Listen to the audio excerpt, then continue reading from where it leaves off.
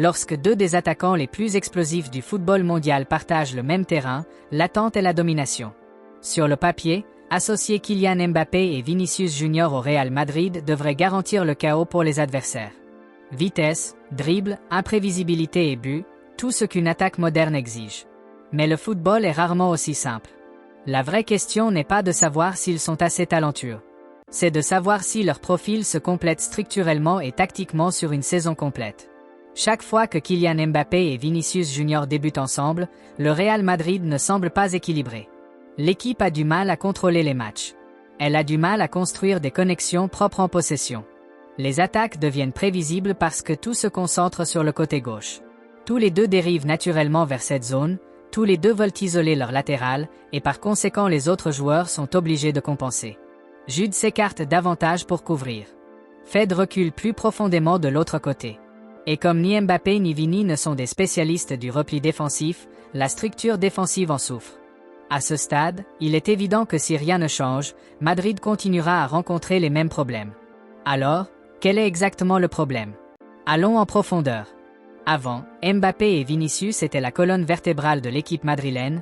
Ils ont remporté 2 Ligues des Champions ensemble et pendant longtemps, beaucoup pensaient que Vinicius Junior resterait le visage incontesté du Real Madrid.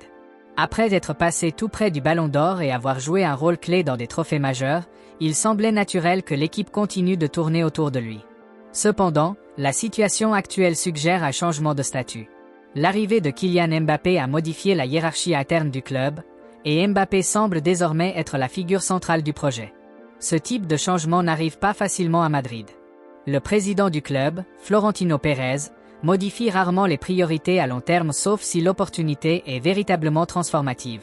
Le long feuilleton du transfert entre Madrid et Paris Saint-Germain a démontré à quel point Mbappé était important dans la vision du club. Une fois arrivé, il était clair que des ajustements seraient nécessaires, notamment parce que Mbappé et Vinicius préfèrent tous les deux évoluer sur l'aile gauche. La principale préoccupation concernait la compatibilité tactique plutôt que la qualité individuelle. Les deux joueurs sont les plus dangereux en repiquant de la gauche vers l'intérieur. Les premières performances, comme le match de Supercoupe contre Atalanta BC, suggéraient qu'une coexistence était possible. Mbappé avait déjà joué dans l'axe à Paris, donc l'adapter dans un rôle d'attaquant un peu similaire à la fonction précédente de Karim Benzema semblait être une solution logique. Cependant, intégrer 3 attaquants Mbappé, Vinicius et Rodrigo dans un système équilibré nécessitait des sacrifices.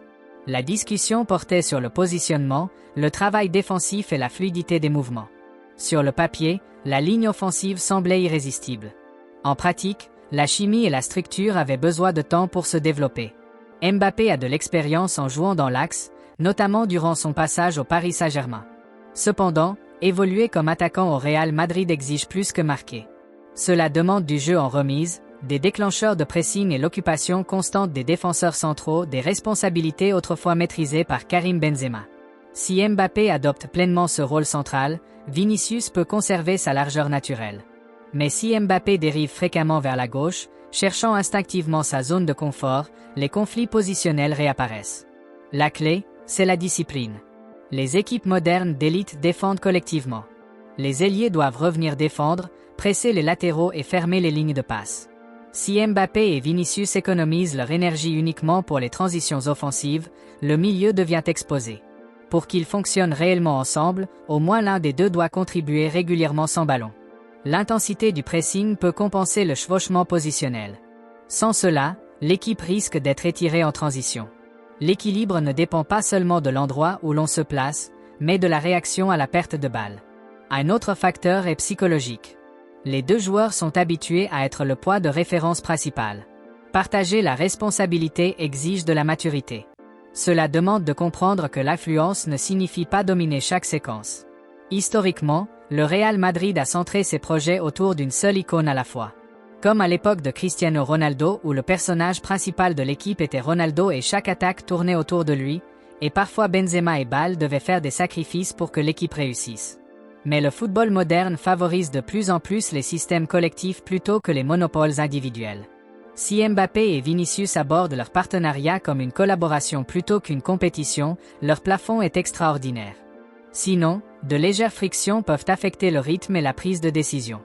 Oui, Mbappé et Vinicius peuvent fonctionner dans la même équipe. mais seulement sous certaines conditions. Rôle tactique clair. Engagement défensif constant d'au moins l'un des deux. Rotation positionnelle structurée. Acceptation que chaque attaque ne passera pas par un seul individu. Lorsqu'ils sont parfaitement alignés, leur vitesse combinée et leur efficacité peuvent rendre l'attaque madrilène presque incontrôlable. Lorsqu'ils sont mal alignés, ces mêmes qualités peuvent perturber l'équilibre. La différence entre le succès et la difficulté ne sera pas le talent. Ce sera l'adaptation. Et au plus haut niveau, l'adaptation définit la grandeur.